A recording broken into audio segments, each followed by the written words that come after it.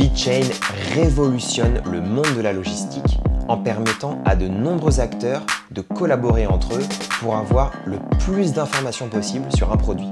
Sa température, sa localisation, le moyen de transportation utilisé, et ce grâce à des technologies comme l'Internet des objets connectés, la RFID et les QR codes. VeChain a vu son prix être multiplié par 10 en 2021 et on va voir pourquoi dans cette vidéo.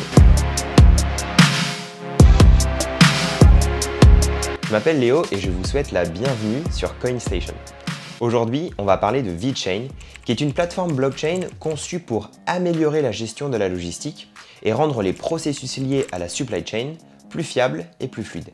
VeChain a pour objectif de simplifier les flux d'informations logistiques qui sont vraiment très complexes grâce à la technologie des registres distribués. La plateforme VeChain contient deux tokens distincts, le VeChain Token VET et le VeChain Tor Energy VTHO. Le VET, le premier, est utilisé pour transférer de la valeur à travers le réseau VeChain et le second est utilisé comme énergie ou gaz pour alimenter les transactions des contrats intelligents. Bien comprendre VeChain. Les données qu'utilisent les départements logistiques pour la traçabilité de leurs produits et leurs process business sont actuellement compartimentés en silos entre différents acteurs. Ça affecte le flux d'informations qui est à nouveau divisé entre les différentes business units, les différents partenaires, etc. Selon le white paper de VeChain, la technologie blockchain peut briser ce problème d'asymétrie de l'information et permettre aux propriétaires des données d'en retrouver le contrôle. La plateforme VeChain souhaite fournir une vue à 360 degrés des informations nécessaires liées à un produit et à ses processus commerciaux, tels que le stockage, le transport et l'approvisionnement, afin de permettre aux parties prenantes d'accéder aux infos logistiques de manière super facile et sécurisée, et donc de créer une plus grande transparence du marché. Exemple d'utilisation de VeChain. VeChain peut être utilisé pour suivre la qualité, l'authenticité, la température de stockage d'un produit et son moyen de transport, depuis l'usine de fabrication jusqu'à la livraison au client final. Ça fait un paquet d'informations à suivre. VeChain utilise la NFC pour Near Field Communication, des QR codes et des étiquettes RFID, qui sont des étiquettes qui utilisent les radiofréquences pour transmettre des infos, et des capteurs qui diffusent des informations clés sur le réseau blockchain, auxquels les parties prenantes autorisées peuvent accéder en temps réel. Je vais vous parler de trois exemples. BMW utilise VeChain pour prévenir la fraude au compteur kilométrique dans les ventes d'automobiles. LVMH utilise VeChain pour assurer le suivi des produits de luxe en cuir. Et Walmart utilise VeChain pour suivre la provenance des aliments. Grâce aux capteurs, tous les paramètres liés au produit peuvent être surveillés en permanence et les problèmes éventuels peuvent être communiqués en retour aux personnes concernées. Les fabricants et les clients sont informés si une boîte de médicaments est stockée dans un espace trop chaud ou trop froid, ce qui permet d'améliorer le service et le contrôle de la qualité. Dans un autre exemple, la plateforme VeChain peut permettre aux propriétaires d'automobiles de posséder leurs données et de les utiliser pour négocier de meilleures conditions avec leur compagnie d'assurance. S'ils roulent moins vite que la moyenne, s'ils n'usent pas beaucoup leur plaquette de frein, etc. L'histoire de VeChain. VeChain a été fondé en 2015 par Sunny Lu, l'ancien CIO de Louis Vuitton Chine qui travaille dans la supply chain depuis maintenant 20 ans. Au début, VeChain était une filiale de Bitse, l'une des plus grandes sociétés blockchain de Chine. Elle a ensuite fait son ICO en août 2017 et a levé 20 millions de dollars. Et elle fait partie des quelques blockchains qui disposent déjà d'une très bonne base de clients avec des énormes multinationales comme BMW, LVMH, H&M, Renault et un grand nombre d'entreprises chinoises. Au départ, le token VEN fonctionnait sur la blockchain Ethereum. VeChain a effectué la transition sur sa propre blockchain et s'est rebaptisé en 2018. Dans le cadre de ce changement de nom, la blockchain VEN est devenue la blockchain VeChain Tor.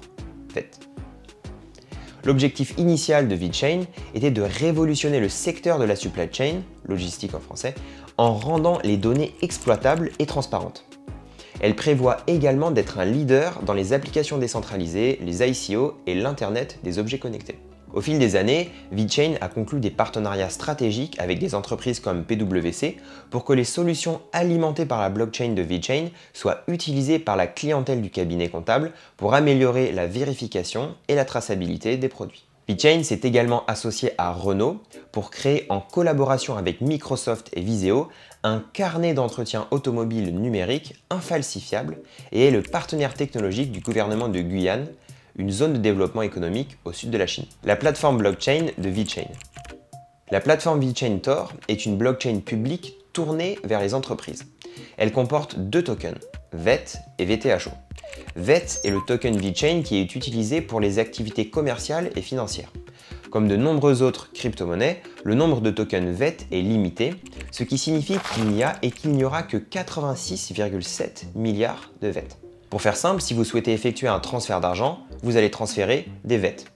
Mais contrairement à Ethereum, où les coûts de transaction sont également payés avec la même monnaie qui a servi au transfert, l'Ether, VeChain a créé un deuxième token pour payer les frais de transaction et les frais d'exécution des smart contracts.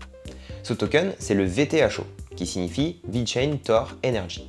Le token VTHO est contrôlé par la fondation VeChain qui souhaite que ce token garde une stabilité par rapport au dollar. L'idée derrière la création de deux tokens et non pas d'un seul, comme dans le cas d'Ethereum, c'est de pouvoir avoir un meilleur contrôle sur le coût d'une transaction. C'est toujours frustrant sur Ethereum quand vous voulez faire un swap et que les frais de gaz sont super élevés. Il n'y a pas ce problème sur VeChain. Une dernière info sur les tokens, les masternodes qui stake leurs VET ne sont pas payés en VET, mais reçoivent des VTHO. Protocole de gouvernance. VeChain utilise un algorithme de consensus Proof of Stake appelé le Proof of Authority. Le Proof of Authority fonctionne comme le Proof of Stake, la seule différence c'est que vous devez révéler votre identité et donc mettre en jeu votre réputation au lieu de mettre en jeu vos tokens. Pour être validateur en Proof of Authority, vous devez donc être un organisme reconnu, une entreprise par exemple. C'est quasiment impossible de devenir validateur en tant que particulier. Cela a l'avantage de permettre de faire 10 000 transactions par seconde dans le cas de VeChain, mais du coup, la blockchain est moins décentralisée car il y a moins de validateurs. VeChain en a 101 et pas un de plus. Les nœuds anonymes ne sont pas autorisés et divulguer son identité est une condition préalable essentielle pour devenir un masternode en Proof of Authority. Il faut également staker 25 millions de VET pour devenir un masternode.